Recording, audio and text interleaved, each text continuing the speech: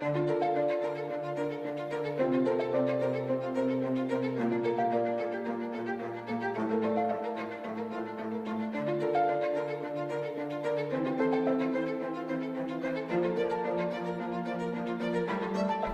26 de octubre de 1983, Raúl Alfonsín pronunció tal vez el discurso más importante de su historia y de la historia argentina reciente. Fue el cierre de su campaña en el Obelisco ante una multitud. Recitó el preámbulo de la Constitución Nacional. Le puso fin así a los largos años de dictadura y violencia en el país. Sometió a juicio a las juntas militares. Resistió levantamientos carapintadas, golpes de mercado y logró traspasar el poder a otro presidente electo por el voto popular. Así se consagró como el padre de la democracia. Y está con nosotros tal vez una de las sanjuaninas más alfonsinistas de aquella y de esta época, Delia Papano. Hola Delia, ¿cómo te va? ¿Cómo te va? Cada vez lo extraño más. Cada vez lo extraño más. Y más hoy. Hoy se extraña. 40 años han pasado de eso. 40 años. Date una idea que yo conocí a ese hombre en el año 1972. Yo entré a la universidad en el 71. En 1972 hay una anécdota genial, porque en aquella época, pues entrabas, los ingresantes, cuando entrábamos al curso de ingreso, vos ingresabas y te encontrabas un personaje de cuarto, quinto año, barbudo, anteojos, pelo largo, ¿viste? Vos te dabas cuenta que era una persona con influencia en la masa estudiantil. Entonces, en la puerta nos paraban y nos preguntaban, ¿sos de derecha o sos de izquierda? Entonces yo lo miro y le digo, soy radical. Y así transcurrí mi primer año, el año 71.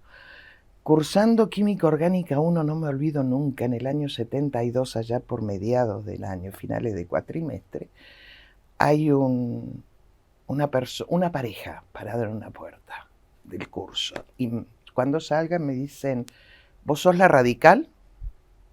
Y los miro y le digo, sí, ¿vos quién sos? Marcelino Iglesias.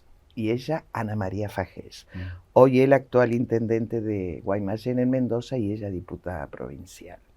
Así ingresé yo a la universidad. En el 72, entre los tres, largamos Franja Morada. Éramos tres locos, date una idea, la JP, la gloriosa JP. Claro. En aquel momento era la gloriosa JP, con un discurso agresivo, un discurso violento, en sus peleas constantes con el famoso movimiento universitario nacional, es decir, la famosa interna del peronismo entre la izquierda y la derecha, que son todo lo mismo, pero que se odian y desgraciadamente después terminan como fue Seiza, un tiroteo y matándose entre ellos, y después tuvimos que vivir cómo los líderes se fueron en el 76 y dejaron carne de cañón a todos los militantes acá. Nosotros en el 72 largamos la franja, estos tres locos, porque éramos... ¿Esto en qué universidad, Delia? Universidad Nacional San Luis, la docta, la grande. San Luis, claro. La grande. Ahí. Y hicimos unos carteles en afiche, papel afiche morado, con letras negras. Tenía que acercarte así cerquita. Y habíamos escrito parte del manifiesto liminar de la reforma. Letras chiquitas. Realmente se enteraron porque era un incógnito esa cosa morada con letritas negras. Y ahí empezó una vida de militancia. Y en el 72 perdí mi primera interna con la lista rosa. Fue cuando Raúl Alfonsín se le presenta interna con Conrado Storani frente a Balvin Gamon, y perdimos la interna, pero ahí le di la mano. A Raúl Alfonsín le di la mano. Ahí le di la mano por primera vez. Vos habías competido contra su aparato, digamos, contra su línea. Competimos contra Línea Nacional. Claro. Recién eran los albores de Renovación y Cambio. Y nosotros éramos la gloriosa JR con su extensión universitaria de Franja Morada. Claro. El presidente del Comité Provincia de San Luis era un coronel retirado, el coronel Amieva Sarabia. Me echó del comité, me dijo, Leona Roja, te vas de acá. Así que, pero fue una etapa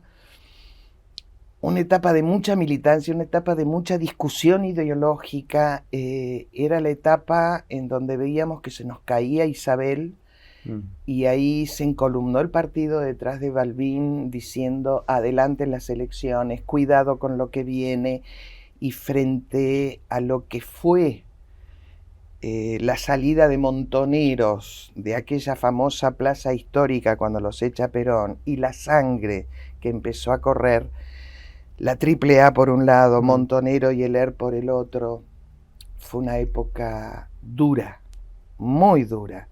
Pero aún así se podía hablar, se podía pensar. Pero a partir del 24 de marzo de 1976, ya ahí no se pudo hablar, no se pudo pensar, y ahí empezó el terror. ¿Alguna vez tomaste un arma? No, ¿sabes qué hacía mente el otro día? Un aire comprimido, una pavada. No. ¿Sentiste el frío de un cañón? Sí, no me gustó. Bueno, una noche en la residencia universitaria, yo vivía en una residencia universitaria, éramos 11 mujeres. Me desperté con algo frío acá y una linterna grande en la cara. Fue mi primer allanamiento. 13 allanamientos. 13 allanamientos hasta que nos cerraron la residencia universitaria. Uno de ellos estaba estudiando en la pensión de una compañera y hacen el allanamiento, y cuando me ve el encargado del allanamiento me mira como diciendo, sí, estoy estudiando, yo no vivo acá. Y como estábamos estudiando de noche, eran las 3 de la mañana, sentimos el ruido, fuimos y abrimos la puerta. Claro. Pasen, muchachos, no rompan la puerta. Fue duro. Y hoy... Y en ese contexto, ¿qué hacía el radicalismo? Digamos, la militancia radical. Mira, la militancia radical siguió en contacto. A nosotros nos avisaron 2 días antes del golpe que llegaba la tía. Esa era la contraseña, llega la tía. La dictadura. La dictadura. La tía era, llega la tía, venía el golpe, era el golpe. Y nos mandaron a dormir a cada uno en otras casas, no en la de uno. Y los dirigentes al día siguiente, yo y Ana María dormíamos en la casa de un gran amigo, porque mis padres vivieron también en San Luis hasta el 74. Dormíamos nosotros en la casa de un gran amigo de mi padre. Y Marcelino en la casa de una militante de Franja, María Luz Sosa, no me olvido nunca. Cuando se ha enterado él que estaban allanándole la casa ese día a la mañana, y estaban sus 3 compañeros de casa que no tenían nada que ver, porque no eran ni militantes políticos, ni eran radicales, ni de Franja, ni peronistas, ni nada. Eran estudiantes universitarios. Él fue y lo detuvieron, porque lo estaban buscando a él. De esa manera lo detienen y los otros 3 zafan. Cuando nos avisa María Luz que lo habían detenido, Juvenal Federic, esta familia, vivían a las afueras de San Luis. Salimos a las 2 caminando. Empezamos a golpear en una ciudad en donde no andaba nada más que las tanquetas, escapándonos, yendo de un lado para otro para que no nos vieran, y no había nadie en la calle, golpeando las puertas de los radicales del Comité Provincia para que nos ayudaran, o que por lo menos nos prestaran un teléfono para comunicarnos con los padres de Marcelino. Nadie nos abrió la puerta. El radicalismo, solamente el sector de Raúl, Renovación y Cambio, nos protegió, nos mantuvieron siempre informados, no nos detuvimos, nos seguíamos reuniendo. Yo conocí a mi marido en el 1 de noviembre de 1976. Y una vez me lleva a una reunión y me dice, te vengo a buscar. Y le digo, no, déjame, yo voy sola, vos venime a buscar a tal lugar. ahí nos juntábamos desde peronistas, radicales, anarquistas. Nos juntábamos a charlar, analizábamos la situación, nos informábamos a quién habían levantado, a quién habían chupado. Y me va a buscar y se encuentra con un baldío. Porque claro, salíamos por el baldío. Y empieza, va y le toca timbre a la señora de al lado del baldío preguntando si ahí había una reunión de jóvenes. Tuvimos que cambiar el lugar de reunión. Ay, les ventiló todo. Nos ventiló el lugar de reunión. Pero no paramos. Ahora me Aun interesa con miedo, no paramos. Me interesa esto que me decías recién, Renovación y Cambio, que era la línea de Raúl De Alfonsín. Se empezó a gestar, digamos, empezó a ganar cuerpo en estos años tan oscuros, Y él se la jugó. tan dolorosos. Fue el abogado que más, el abogado radical que más habeas corpus presentó. Fue el cofundador de la Asamblea Permanente por los Derechos Humanos. Fue el tipo juzgado, fue el tipo que le dijo a Galtieri, yo no voy a las Malvinas. Fue el tipo que dijo, es una locura la invasión a las Malvinas. Fue un tipo, ¿qué querés que te diga? No hay palabras. ¿Cómo a ver, lo conociste en ocasión de esta elección, todavía en democracia, ¿no? Y de ahí en adelante, bueno, con este periodo tan oscuro, tan restrictivo. Antes del periodo oscuro era la persona que abría y cerraba los congresos de Juventud Radical, de Franja Morada. Es decir, la Juventud Radical, Coordinadora Nacional, los famosos que tanto nos han insultado los chicos de la coordinadora, yo soy orgullosamente una chica de coordinadora. Fuimos el sustento, la juventud que sustentó ese sector del radicalismo que dijo basta de estar achanchados, basta de ser el radicalismo conservador de cogotito duro, el chico que está mirado solamente clase media, no, pará. El radicalismo es ética de la solidaridad, el radicalismo es socialdemocracia. Eso es el radicalismo, socialdemocracia. Y cuando hoy se la cuestiona tanto, yo los otros días tuve una muy fuerte discusión con una persona en una reunión familiar y le dije, tanto te quejas de la socialdemocracia, te pongo un ejemplo, Alemania. No me digas que en Alemania la socialdemocracia no funciona. ¿Me entiendes? Y en este periodo tan duro, ¿no? De la tía. De la tía. De la tía. ¿Cómo se empieza a gestar este Alfonsín que de repente empezó a emerger como potencial candidato a presidente? ¿Cómo fue que empezó a ganar cuerpo eso? Con un bolsito subiéndose recorriendo el país. Ese fue Raúl. No necesitó aviones. Un bolsito. Y recorrió todo el país, poniendo en peligro su vida. Pero se lo recibía en todo el país. Acá paraba y dormía en la casa de don Carlos Teófilo Alonso. Lo recibía el Negro Moragues y su gente. Mi ingreso a San Juan fue en el año 78. Y fue una decisión, había nacido Juan Eduardo, yo había rendido un concurso, me había recibido el 7 de julio del 78. Me presento un concurso en julio, lo había ganado en una cátedra, un concurso de JTP, y me llama la titular de la cátedra y me dice, Delia, no te van a designar. Y ya teníamos un hijo, 5 meses. Mis padres acá, mi único hermano acá, mi marido con su madre y su única hermana acá. Resolvimos que nos veníamos a San Juan. Él iba a lograr el traslado porque él trabajaba en Vialidad Nacional. Y entramos acá en un Fiat 600. Es el único auto del cual me acuerdo la patente. D19341. No me olvido. Fiat 600 con Juan Eduardo, 5 meses, un título debajo del brazo. Y empezar a laburarla acá. Claro. Y yo creo que fue salir de San Luis. En San Juan éramos ignotos, no nos conocía nadie. ¿Me entendés? Es decir, solamente teníamos un padre, una madre, un hermano, su familia y lo mismo mi marido.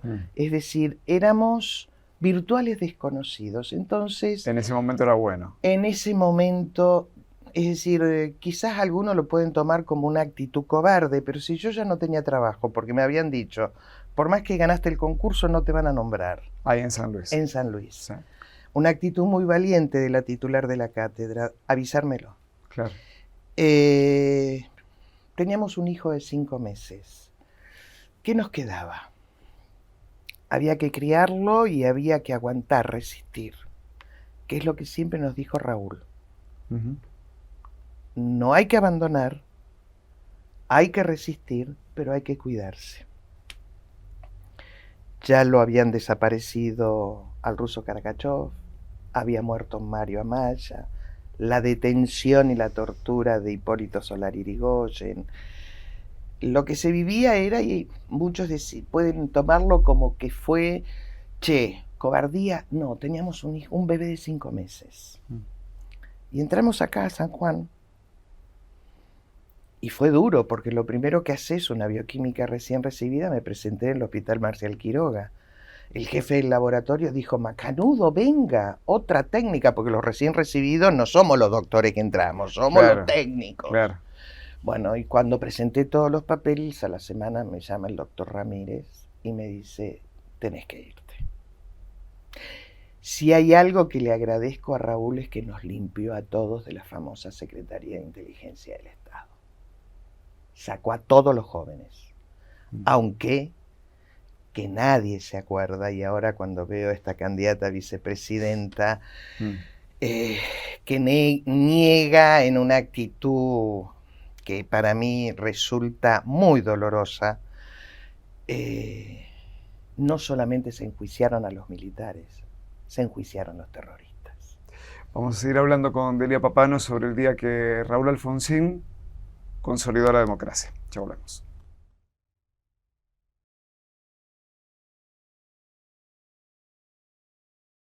Estamos con Delia Papano recordando el día que Raúl Alfonsín se convirtió en el padre de la democracia, ¿no? Y arrancábamos el programa y el bloque anterior recordando aquel acto del 26 de octubre de 1983, que yo lo veo al día de hoy y la verdad que a uno le baja la emoción, ¿no? Uno que yo era muy chico, yo no lo viví, yo lo viví de grande, después como material de archivo. Para ustedes, los militantes que venían de esta historia de persecución, de huir, de resguardarse, ¿qué fue ese cierre de campaña de Alfonsín en la 9 de julio, pronunciando el preámbulo? Aún se me pone los pelos, piel de gallina, como se dice. Empezar a respirar, volver a respirar. Fue volver a respirar y además, poco tiempo antes, tuvimos el placer de tenerlo acá, en la avenida Ignacio de la Rosa. Esa avenida Ignacio de la Rosa colmada. Vos fíjate que el primer acto que él hace acá fue en el año 82. 82, bien. En la avenida Ignacio de la Rosa, del lado de donde está el Hotel Nogaró. Ahí éramos pocos, porque hay algo, en el año 74 nosotros hicimos un congreso cuyano de Juventud Radical, y el invitado de honor, más allá de ser Mario Amaya, era don Arturo Illia. Y llegó un micro, como llegó de Mendoza, llegó un micro de San Juan, y en San Juan llegaron 4 personas extraordinaria, más allá de un montón de militantes. Juan Osvaldo Mercado, alias Tito Mercado, el Flaco Delgado, Lucho Beckerman y Huilo Cazú. Más allá de lo que fue, porque don Arturo, cuando iba a un lugar y estaba con jóvenes, no se quedaba un día o dos, se te quedaba una semana. Entonces después de no podíamos pagarle más al hotel, Marcelino se lo llevó a la casa y lo llevamos un día, bueno, decíselo vos, Delia. Y yo le dije, mire, don Arturo, no le podemos pagar más el restaurante. Voy con ustedes al comedor, nos dijo. Claro. Y estábamos los 3 con vergüenza, junto con él haciendo cola en el comedor. Cuando don Arturo entró al comedor universitario, uno de los más revolucionarios, el Chino Cejas, se levantó y empezó a aplaudir. Vos sabés que después no lo podíamos sacar al viejo, como le decíamos cariñosamente, el viejo. Él se quedaba charlando y nosotros decíamos, don Arturo, me tengo que ir a cursar. Vaya nomás, hijita. Se quedó 15 días con nosotros. Pero ahí yo lo conocí a estos 4 grandes amigos radicales de San Juan. Y allá por cuando empezó a moverse la cosa que veíamos que ya aparecía, que la tía se tenía que ir, fundamentalmente con la invasión a las Malvinas, y ya que Raúl había caminado todo el país con el bolsito y en un micro, te vuelvo a decir, se empezó a trabajar. Y yo tenía esas 4 referencias. Entonces, averiguando dónde estaba el Comité Provincia, porque ya ni el cartelito de la UCR tenía en la avenida Córdoba, un día a la noche veníamos por la avenida Libertador, nosotros ya vivíamos en el barrio San Juan, habíamos comprado la casita que aún, como digo, de esta casa me sacan con los piecitos adelante. Le digo, párate, negro. Párate, veníamos los 2 solos, los chicos estaban con mis padres. Párate, y nos bajamos. Y toqué timbre. Y aparece un personaje ahí, dice, ¿a quién buscan? A Tito Mercado. ¿Y quién es usted? Dígale a Tito Mercado que está la flaca Papano de San Luis. Y se ve que se le había trabucado algo al Tito y cuando se lo fue a decir no me reconoció. Ajá. Entonces, bueno, y me dice, pero dice que no la conoce. Bueno, mire, ¿está Miguel Moragues? Sí, está Miguel Moragues. Mira, realmente como portero en dictadura, un personaje. Bueno, dígale que me manda el Cotino Siglia, le dije. Directamente, le tiraste munición gruesa. Fui con la munición gruesa, ¿viste? Entonces, dígale que me mande el Cotino Siglia. Ahí entré al patio del comité. Ajá. Invierno, todos muertos de frío, reunidos en el patio que está bien al fondo, y había personas como, ahí conocí a don Carlos Teófilo Alonso, lo conocí al Negro Moragues, estaban los 4 personajes estos que yo había conocido en el 74, y eso era analizar la situación, acordarse, ¿por qué? Y de a uno. Tenés que ir a hablar con tal en el departamento tal, porque acordate, con el viejo padrón en la mano, y así empezó a moverse todo. Así empezó a moverse. Contame de ese acto de Alfonsín acá en plena campaña. En plena campaña, en el 83, en el 82, cuando ya se dijo, se le saca el plumero, se le pasa el plumero a las urnas, se hace el acto en la avenida Ignacio de la Rosa frente al Nogaró. ¿Y qué te puedo decir? Militantes radicales que habían organizado el acto, era un acto muy precario, sin movilización, claro. Pero el viejo era como Balbín, había 5, se paraba y hablaba como si hubiera 1 millón de personas. Claro. El viejo, siempre le dije así, mi jefe. Fue un acto en donde la gente salía de los negocios y se paraba a escuchar. Y después fue el cierre de campaña. En el 83 esto ya. En el 83 se hizo un cierre de campaña, creo que fue finales de septiembre, principios de octubre, se hizo de este lado. Para el lado de la catedral. Para el lado de la catedral. Y ahí no entraba una aguja. Y vos veías, los hombres lloraban, los viejos lloraban, es decir, era el sentirte nuevamente que podés respirar. Y que había una persona que entendía lo que el radicalismo es y tiene que ser, que entendía lo que venía para el país. Pero desgraciadamente muy pocos lo entendieron a él. Y como nadie pensaba que perdía el peronismo cuando no está en el poder no acepta que otro gobierne. Ya vamos a entrar en eso, ya vamos a entrar en la presidencia de... ¿Qué te puedo decir? De Raúl. Hay algo En el año 82, en febrero más o menos por ahí, se muda frente a mi casa un capitán del ejército, señor de La Rioja, con su familia. ¿Vos sabés lo que es despertarte todos los domingos a las 7 de la mañana con la marcha de San Lorenzo? Así, para que todo el barrio...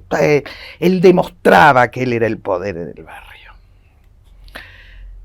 El 2 de abril del 82 hizo una fiesta. Bailaban en la calle. Mientras muchos argentinos llorábamos porque sabías que mandaban al matadero a pibes de 18 años. Por un borracho que se le escapaba el gobierno de la mano y no podía sostener la interna entre el ejército y la armada, no la podía sostener más, entonces se inventó una invasión a las Malvinas, el recuperar las Malvinas. Él hizo un baile con sus colegas ahí en él, bailaban en la vereda. ¿Sabés lo que hice yo y mi marido el 10 de diciembre de 1983? A la madrugada se subió Camargo, en el tanque de agua de casa puso una tacuara, una caña, arriba la bandera argentina y abajo la bandera radical. Y yo ese 10 de diciembre salí a las 7 de la mañana a baldear la vereda. Había un diariero en el barrio que te tiraba el diario. Estaba el diario en la vereda. Yo esperaba que saliera para decirle: mi capitán, en el Día de la Patria, muy buenos días. No salió ni a buscar el diario, me quedé así, te juro, porque tanta prepotencia, tanta subestimación a la razón humana. Era una niñada lo que hacía, pero tenía ganas de hacerlo. Delia, ¿qué? Porque había vivido mucho tiempo con la boca cerrada, con el corazón hecho un nudo y con miedo. Delia, porque ese miedo acá no te lo saca. No, me imagino. Digo, ¿es cierto que Alfonsín gana también por aquel cierre de campaña fallido de Herminio Iglesias quemando ese féretro? Yo creo que ayudó, pero ¿sabés qué fue lo importante? Que dio vuelta a la campaña. Primero, Luder diciendo que iba a aceptar la ley de autoamnistía, el decreto ley que había sancionado los militares en el gobierno. Sí, él dijo que lo iba a sostener. Segundo, la denuncia de Alfonsín del pacto síndico-militar. Eso no lo pudo revertir nadie. Ahí vimos, ahí la gente se dio cuenta que Isabel fue echada por un golpe de Estado, que fue la dictadura más sangrienta que tuvo este país y que fue avalado ese golpe por el sindicalismo argentino. ¡Qué horror! Eso dio vuelta, la gente se dio cuenta. Además, la campaña no es como ahora con el teléfono, esa inmediatez en donde estamos generando chicos que manejan muy bien el teléfono, pero con una capacidad muy disminuida para razonar, para reaccionar, para tener sentido común. Hoy la inmediatez es lo que predomina. No se escribe una frase concreta, completa, no se escribe una palabra completa. El casa por casa, el hablar con la gente, el empezar a darse cuenta la gente, el ciudadano común, el que había dicho que bueno, que avaló la dictadura militar, que decía por algo será. ¿Me entendés? Como dice alguno hoy, estos zurditos del diablo. No eran los zurdos. Estábamos los radicales, estaban los peronistas, estaban los socialistas, estaban los comunistas, estaban los conservadores también, estaban los estudiantes, los trabajadores. Y era, no te metas, ojo, no te metas. Ese silencio cómplice es como que el argentino se empezó a dar cuenta de lo que se había vivido en el país en esos años de horror y de sangre, y empezó a despertar. Y el hecho de hablar, comunicarte, poder hablar, poder expresarte con libertad, totalmente distinto ahora. Ahora cualquier persona con un teléfono en la mano o una máquina con un algoritmo te larga una mentira y la ven 500.000 personas. Es muy difícil. O sea, es que hemos invitado a otras personas a sumarse a esta charla y a esta reconstrucción de memoria, en definitiva, ¿no? Oscar Pedro Riveros es politólogo. Mira lo que nos dice él respecto de este momento histórico. Y el retorno a la democracia generaba expectativas en la mayoría de la población. De ahí que había un gran entusiasmo, un gran compromiso y, por supuesto, una tremenda participación pública. En consecuencia, la contienda electoral que se suscita entre Ítalo Luder, de Olindo Vittel, que era el candidato a vicepresidente, y posteriormente también la candidatura de Alfonsín y del doctor Martínez, que era su candidato a vicepresidente, fue una competencia política de entre dos grandes fuerzas políticas como era entonces el peronismo y el radicalismo, que abarcaban toda la realidad del mapa político argentino. No era como ahora que estaba dividida en distintas fuerzas el sistema, y también no habían una diversidad de pequeños partidos, sino que habían dos grandes fuerzas hegemónicas, y estas fórmulas eran o uno u otro el que iba a ganar el 30 de octubre de ese año 1983. Coincido. Y a eso no solamente eran las dos fuerzas políticas mayoritarias, pero también había partidos minoritarios. Le recuerdo la Nueva Fuerza, Claro. el partido de Macera, cuando Claro. esa locura que se quería tirar a la política, Álvaro Alzogaray, pero eran fuerzas minoritarias. El PI con Allende, Allende. Pero sí, la sociedad se expresaba o por el peronismo o por el radicalismo, pero lo que destacó esa campaña fue el debate político, el debate de ideas. Hoy no se debaten ideas. Hoy, ¿vos viste el debate ayer de los vicepresidentes? Sí, hay como un entrenamiento en el marketing más que... Nada más que eso. Lo que importa es cómo me veo.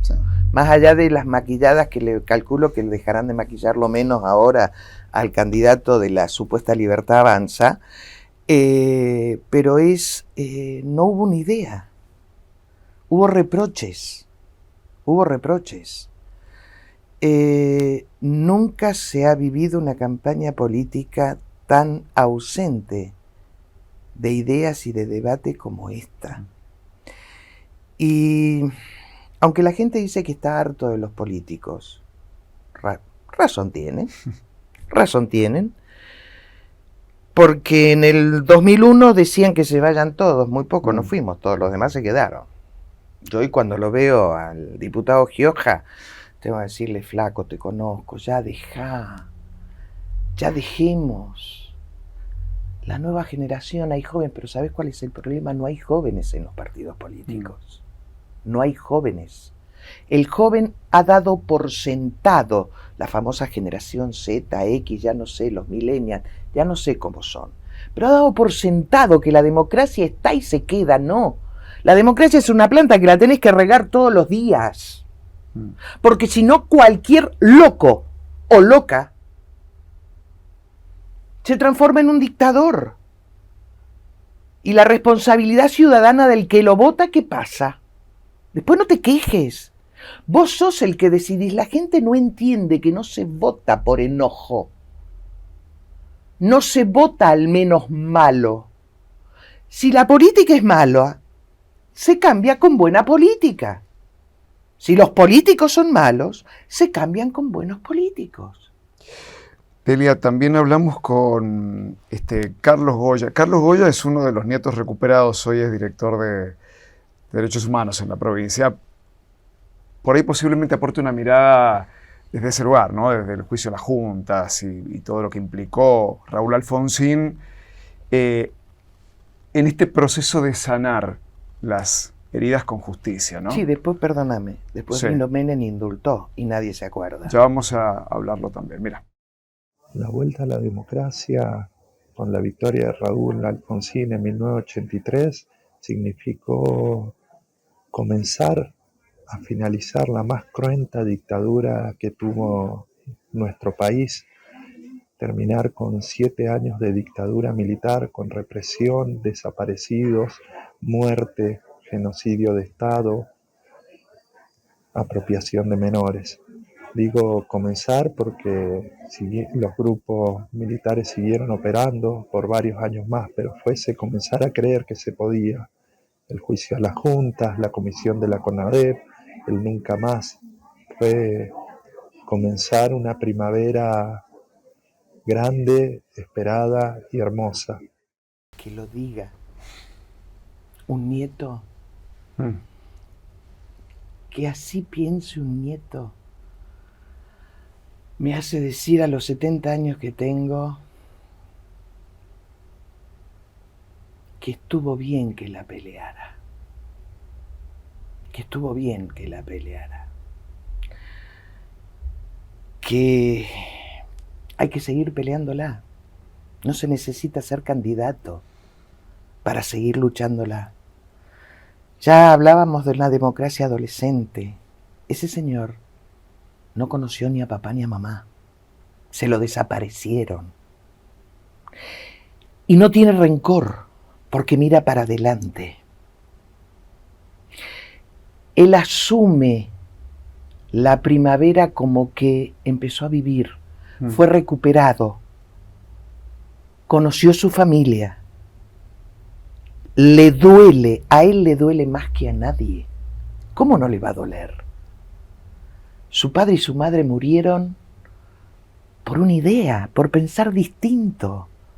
Hoy, si vos te sentás, y eso es lo que a mí me asusta hoy día, te sentás con ciertos personajes hoy día y pensás distinto, te tratan de cucaracha.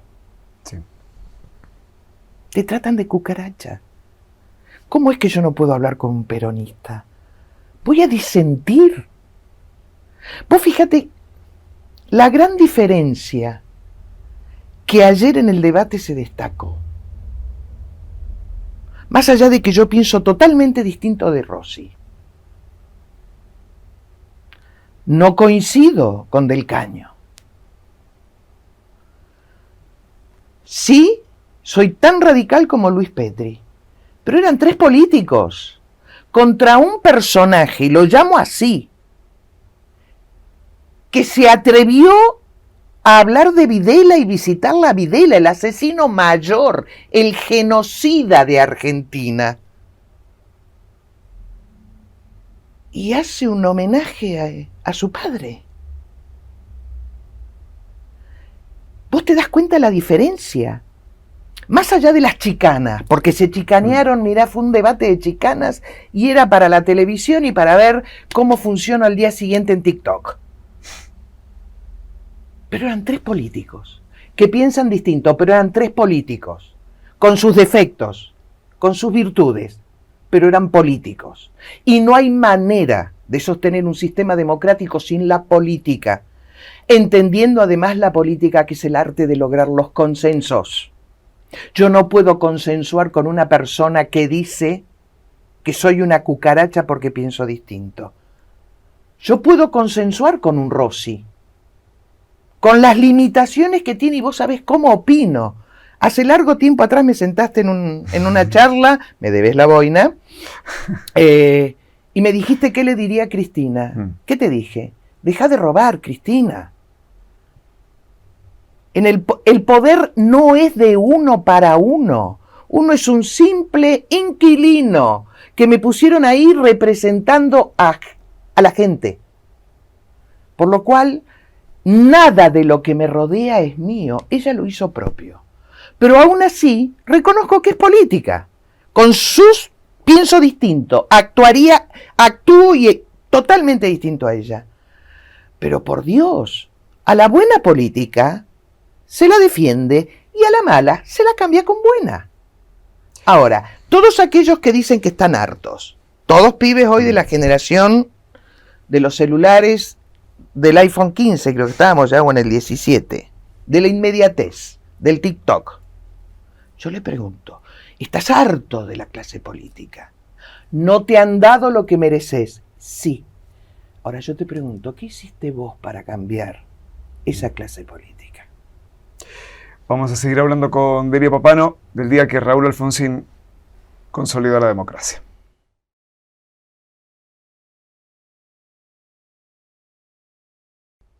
Estamos recordando con Delia Papano el día que Raúl Alfonsín consolidó la democracia.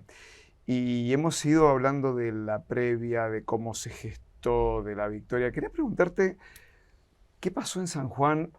¿Por qué no hubo en San Juan un correlato? Y Alonso, que fue el candidato a gobernador, salió tercero. Pero Raúl salió primero. ¿Cómo fue? ¿Cómo fue eso? ¿Por qué? Y se lo discutimos a Raúl, se lo discutimos fuerte. Pero había que priorizar. ¿Y qué sentido? A nosotros nos hizo daño, no salió tercero, salió segundo. ¿No salió Bravo, César Gioja y Alonso? Sí, tenés razón, salimos tercero.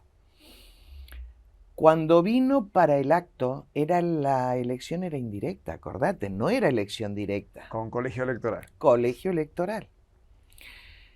Y en la cabeza de Raúl jamás pensábamos, de ningún radical, y ni de ningún peronista, se pensaba que el radicalismo, que era el hijo que le seguía siempre al peronismo desde el año 42 para atrás, para adelante, Claro. Estábamos ahí a la deriva, la imagen del 73, el peronismo fuerte, partido estructuralmente igual que el radicalismo, pero con la misma militancia, pero bueno, era el favorito. En ningún momento se pensó que Raúl iba a sacar el 51%, jamás. Había colegio electoral y no estaban los electores como para garantizar. Y Bravo, como buen bloquista, buen negociador, si no, fíjate hoy lo que es el bloquismo, están peores que nosotros acá. Se presentó en el Hotel Nogaró a las 5 de la tarde, sin avisar previamente. Le tuvieron que avisar a Raúl y Raúl se tuvo que cambiar para recibir a don Leopoldo. Que tenía nombre nacional, Leopoldo Bravo, una figura. Claro. Embajador en Rusia. Sí. Se vistió a las apuradas. Se vistió a las apuradas y lo recibió. Y aparecía don Leopoldo con Canal 8, con Diario Cuyo, con todo el mundo atrás. Y cuando apareció don Raúl le dijo, acá vengo a darle mi abrazo, mi apoyo y los electores. Mirá,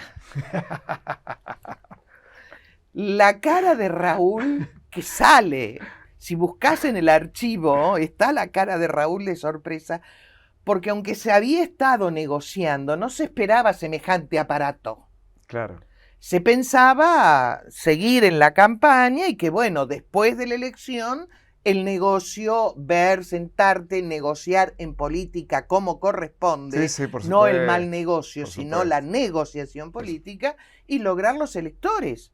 Pero no. No. Bravo lo encerró. No, Bravo nos dio una encerrona y bueno, ahí provincialmente el bloquismo era un partido fuerte. Claro. Fuerte, había tenido gobernaciones en el pasado, había estado, escúchame, Sí. Gómez Centurión había sido gobernador de la dictadura, aunque él trataba después de decir, bueno, pero fue al final y te te pusieron un sable acá y te dijeron sos gobernador y listo. Don Leopoldo también. Don Leopoldo también, Sí. entonces bueno, ahí vimos cómo se nos evaporó la gobernación. Y además hubo algo que también ayudó. El candidato a gobernador no era don Carlos Teófilo Alonso, porque era menos conocido. Uh-huh. El que tenía que ser candidato a gobernador era Ricardo Colombo. Uh-huh. Y no me olvido nunca que don Héctor Miguel Seguí se lo decía. Yo estuve en una discusión en el Comité Provincia cuando se lo decía. Sos el más conocido, tenés que ser vos el candidato a gobernador. Me das pie para hablar acerca de este carácter, de este rasgo dialoguista acuerdista de Raúl, con esta anécdota con Leopoldo Bravo, y pienso en el Pacto de Olivos con Menem. ¿Cómo lo viviste vos? Y era secretaria del Comité Nacional. Acabábamos de firmar nuestro ingreso pleno a la Internacional Socialista. Y para ese señor que, perdóname que me corro un poquito porque Sí. lo tengo acá, que dice que le tira dardos a la cara de Raúl, sí, somos socialdemócratas, integramos la Internacional Socialista, y con mucho orgullo. Si no, fijémonos en el primer mundo por donde se mueve. En aquel momento estaba el famoso proyecto de ley de Uranión Abedia. Y nosotros teníamos... ¿Qué era eso? Era un proyecto de ley en donde se reformaba la Constitución en el Congreso sin que pasara por una convencional constituyente. Que fue lo que pasó en el 94. Que pasó en el 94. Sí. Entonces nosotros teníamos que tener a todos nuestros diputados nacionales atados con un candado a la banca. Porque para hacer eso necesitaba supuestamente los 2/3. Y no lograba el menemismo, el peronismo, tenía quórum, pero no lograba los 2/3. Teníamos que tener a todos los diputados nacionales sentados en la banca. Y se corría gran riesgo. Había habido momentos en donde tenías que ir a levantar un diputado nacional que estaba enfermo, no me olvido nunca, uno que estaba listo para operarse y lo tuvieron que sacar y llevarlo, faltaba que fuera con el suero a la sesión porque te la convocaban así. ¿Me entendés? Te convocaban a sesión extraordinaria y largaban. Entonces, bueno, ahí Raúl dijo, acá hay que hacer algo. Este hombre... Lo único que le importaba a este hombre, Carlos Saúl Menem, era su reelección. Que no existía, ¿no? Digo, para las nuevas generaciones, reelección no existía. Entonces, Raúl dijo, aunque me sacó escupiendo sangre de la Casa de Gobierno, porque movió en el 89 Cavallo en el Fondo Monetario Internacional, diciendo no mandes la guita a Argentina, los Carapintadas manejando todos los saqueos y él diciendo estoy listo para asumir, el chico con patillas, que era Facundo Quiroga, después terminó tipo rubio de ojo celeste, y prendido con Álvaro Alzagaray y Domingo Cavallo, este chico lo único que le importaba era su reelección, nada más que su reelección.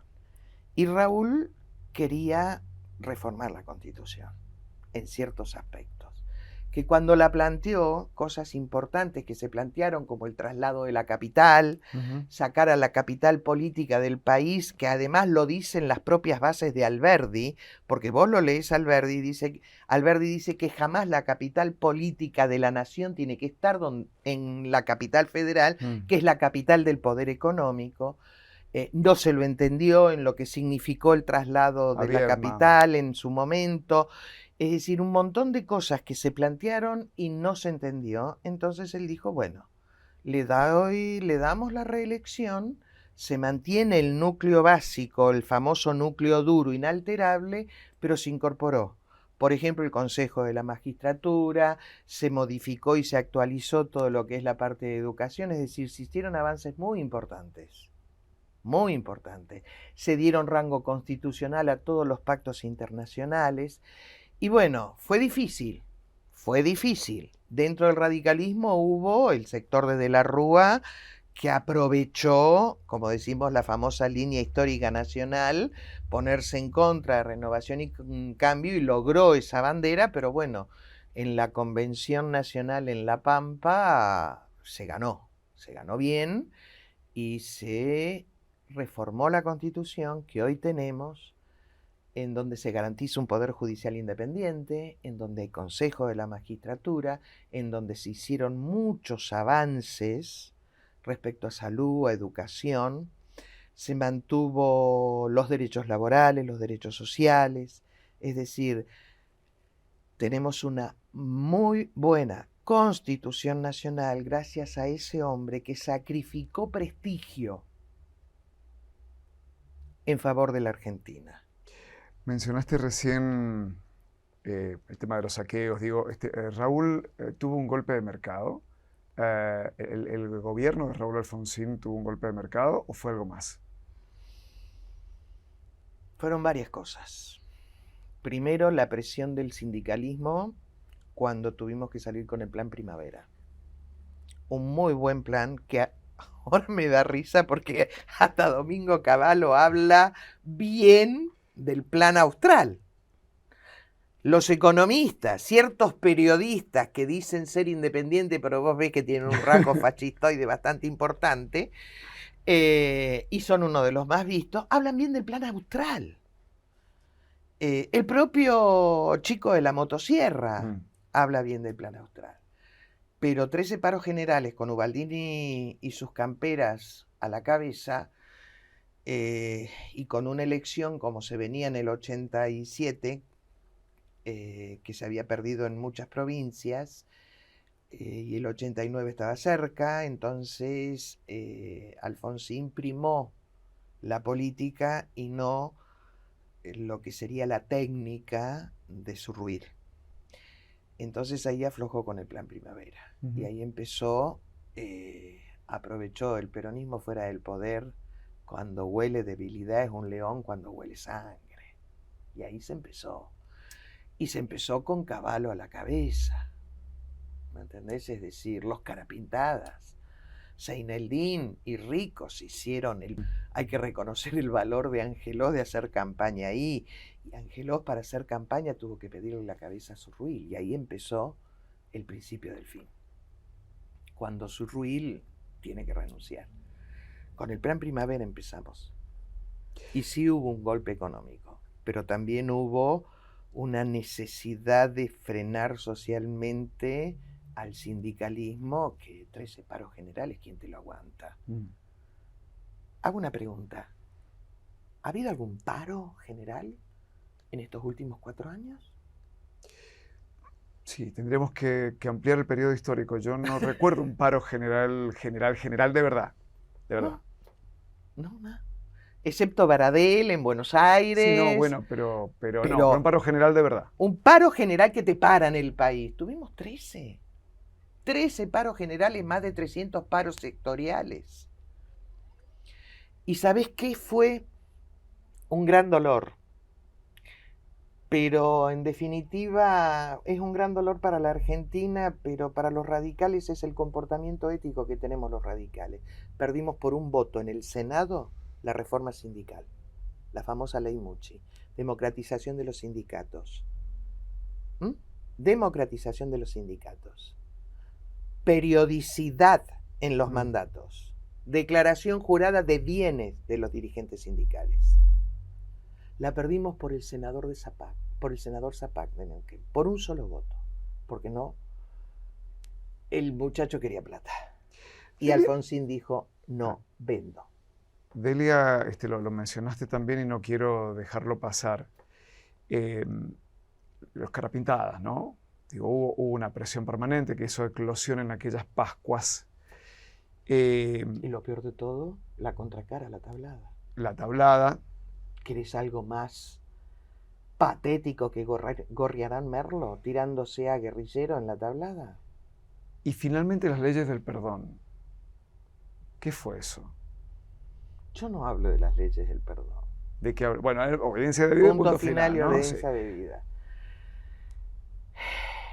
¿Qué harías vos si tenés que decidir que te tiren abajo una democracia con 2 años cuando ya los habías juzgado? Estaban todos en cana. Los argentinos se enteraron con el juicio a las juntas de lo que había pasado en el país.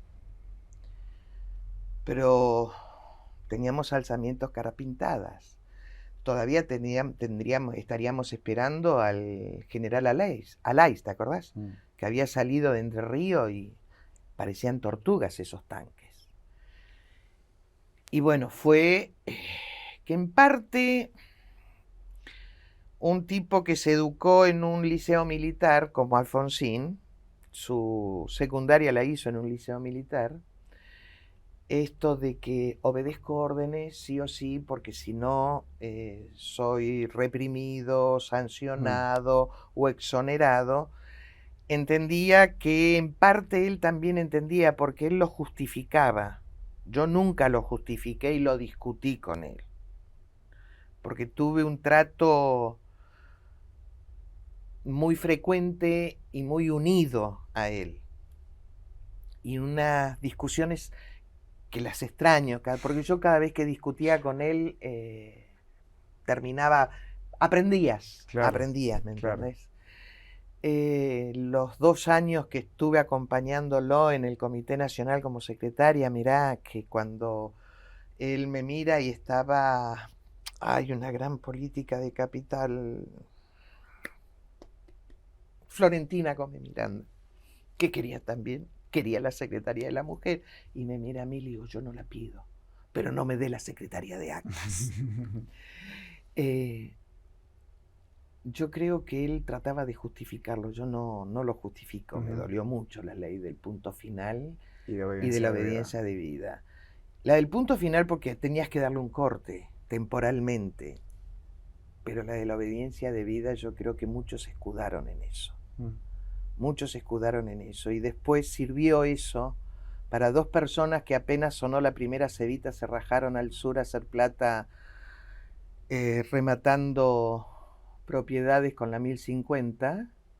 Hablo de Néstor Kirchner y Cristina Fernández, que es muy feminista pero usa el nombre del marido, Cristina Fernández de Kirchner. Ella es de Kirchner. No, yo soy Delia Papano, casada con un señor Camargo, que me aguanta de hace 47 años. Tomaron eso para bajar un cuadrito en la ESMA y después pedir disculpas, ¿viste? Pero jamás recibieron a la madre de Plaza de Mayo. Como abogados nunca en Santa Cruz presentaron un recurso a habeas corpus. Formaron parte y fueron socios y cómplices de los gobiernos militares. La hermana de Alicia Kirchner fue ministra de un gobierno militar en Santa Cruz y duele más porque ellos lo usaron. Lo usaron para ser los paladines de la democracia y comprar a las organizaciones de derechos humanos. Eso es hipocresía, es cinismo. Eso no lo perdono. Delia, la pregunta final es una pregunta de rigor en este repaso histórico que hemos hecho. ¿Y si esto no hubiera pasado? Si no hubiera existido aquel Alfonsín del 83 con esa victoria y bueno, y ese mojón, ¿no? No tendríamos democracia, porque Luder ya lo dijo, aceptaba la ley de autoamnistía, con lo cual iba a ser un títere de los gobiernos militares, iba a ser como un Frondizi, iba a ser como un Frondizi más. No estaríamos hablando de esto. No estaríamos hoy viendo a un tipo hablando en contra de la casta política y arregla con la casta política y hace política. No podríamos pensar distinto, vos y yo, y hablarlos. No podríamos haber estado... No existiría la democracia. Luder, además Luder, firmó el decreto presidencial que le dio a las Fuerzas Armadas en el 75 la intervención en la seguridad nacional interna. Hubiera sido Luder, hubiera sido un títere, igual que Isabel. No hubiéramos tenido democracia. No sé qué estaríamos haciendo vos y yo en este momento. Yo te lo aseguro que no me hubiera podido quedar ni en San Juan. Delia, muchas gracias. No, gracias a vos. Gracias a vos. Recordar la memoria que es tan floja en los argentinos, tan floja. Muchas gracias a vos.